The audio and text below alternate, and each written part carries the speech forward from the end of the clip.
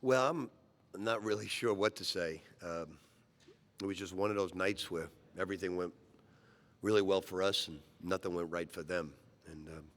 But we got a chance to play everybody. We got a chance to rest our legs. Anytime you play in a tournament where there's potential 3 games in a row, the more you can play your bench, the better you will be. These two guys played a terrific basketball game. Steven has been rebounding the ball great, playing good defense, and Chris Jones is the last 2 weeks has been as good as I've seen him. So I'm very proud of both of these guys. It was one of those games in the second half we just wanted to pack our zone in and see if we could win the half, and they held their own, forcing 26 turnovers, only turning it over 10 times, and turned them over in the half court, which was a little surprising. But it's just one of those nights where one team, nothing goes right, the other team, everything goes right.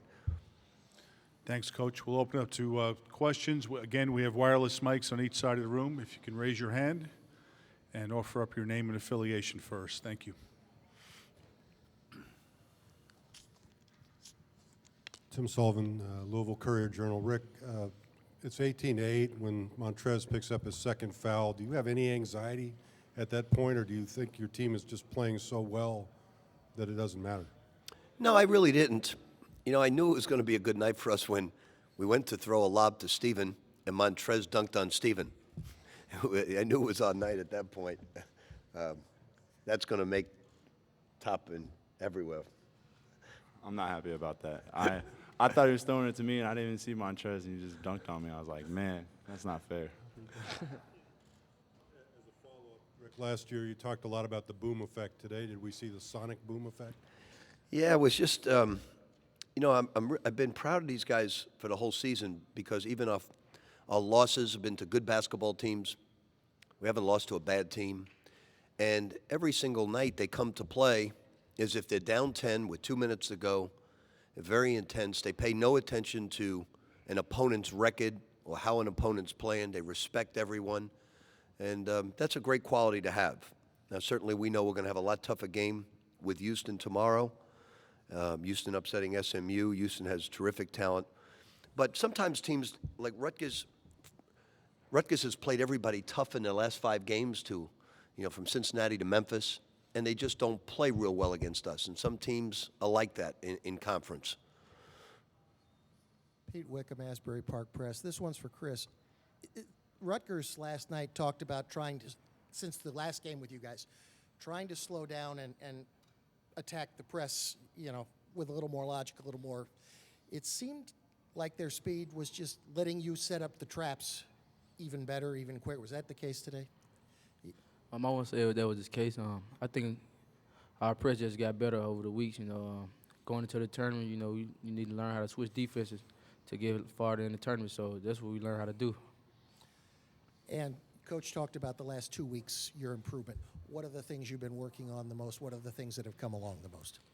I think my overall just changed as a person. You know, I came in thinking to score, you know, because I've been a scorer all my life, but you know, you have great players around you that make you better. So I just feed off those guys, and sometimes they feed off me.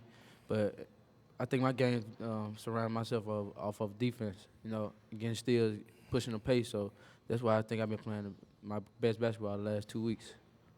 Thanks. Questions?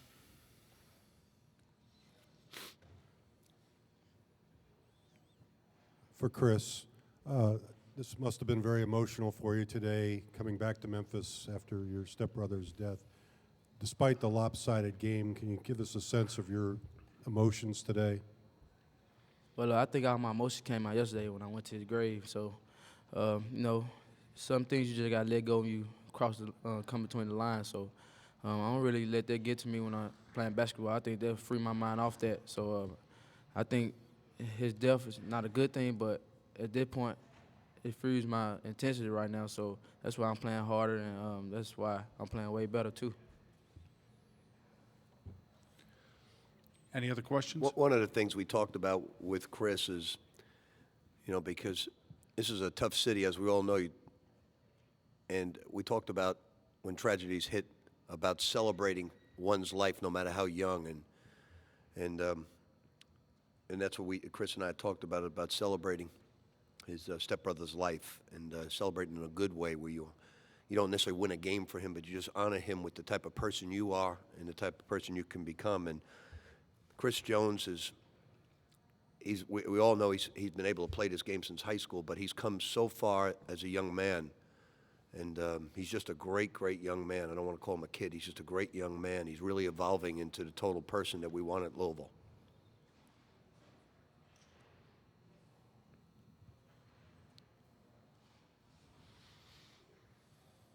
Rick, you said Rutgers is a very different team all of a sudden when they play you. So what have you noticed about them on film that just doesn't come to light when they're playing you? And do you have any explanation for No, that? I really don't have an explanation for today. If you watch them the last 5 games, they played Cincinnati tough, Memphis, South Florida. They've played everybody tough until the last poor game they played was at our place, and it was a lopsided victory. I think sometimes we can wear them out, and the passing is not as sharp as they'd like. I really don't have much of an answer tonight to say why, because they've been playing good basketball prior to this night. Tim. For Stephen, you have had opportunities to take that three-point shot that you didn't get at home. Why did you pass it up, and why did you only take one shot tonight? I think we're in tournament time, so I'm really not trying to mess around too much. I thought senior night would have been more appropriate if we were up by 12 or so. And I think Coach would kill me if I shot one in the tournament time.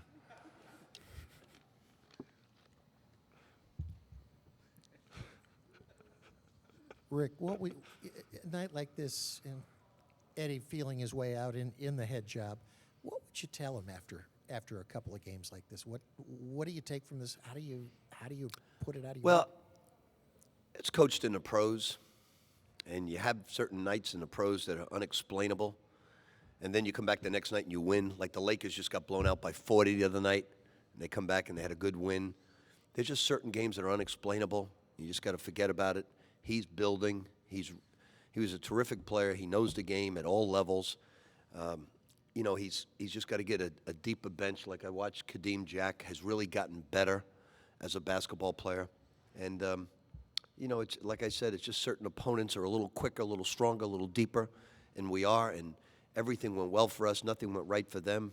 He's seen it in the pros. It's the type of thing where you just go right to the bar, forget the game, have a drink, and get ready for next year. Got a question to the far left? Yeah, Coach, Grant Milner, 24/7 Sports. What is it about your teams that you seem to be able to get them to play their best basketball at the right time? Because you guys seem to be peaking when you would want to. Well, I've always believed this, that if you can get your team to respect everybody the same way, regardless of their record, regardless of what they're doing, in terms of preparation, in terms of the way you go about it, and these guys have been able to do it. I had maybe my best team, forgot the year now, with T. Will and Earl Clark, 2 lottery picks, and we went to the Elite 8 because they weren't able to do it like this team does it, or last year or the year before. So I think it's when you have humility as a basketball team, you root for each other. I think a humble attitude gets you to play hard all the time and know you can get beat. I mean, our guys watch TV, and they saw Villanova get beat today by Seton Hall. They saw DePaul beat Georgetown.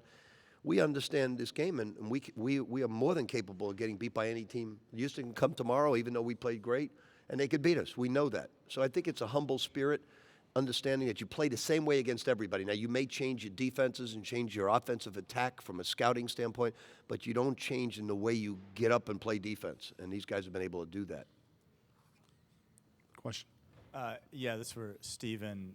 Considering Chris's circumstances, I'm curious if you could give us some insight into how the team has shown their support. And we also heard that his family provided some of his favorite desserts. I don't know if you had a chance to sample that or not. No, he hasn't shared any of that yet. I'm kind of disappointed. Don't tell Coach G that either. That's our strength coach. But anyway, no, I mean, we're a pretty close-knit group, and, I mean, anytime Chris needs to come talk to us, I mean, we all live together in the same dorm, and he comes down, and we all hang out and just try to get his mind away from things like that. I mean, it's tough, and I think he's battling through it pretty well right now. Memphis as a host so far after, obviously spending so many years in New York at MSG. Well, it's the logical place to have it. It's a great city, great fan base. Obviously, the crowds the first day are disappointing because people work. You know, personally, I miss the Big East because it's Madison Square Garden where I coached and played and grew up, you know, 7 streets from it. But Memphis is the logical place to have it. It's a great city, great fan base, great basketball. So when Memphis plays, the place will be packed and it'll be very exciting. I hope that we can get to the finals and play. And our fan base will come down a little bit more each day. But this is a weeknight, obviously Thursday, and the weekend it's a little easier. But it's a great city, great fan base. We're excited to be here.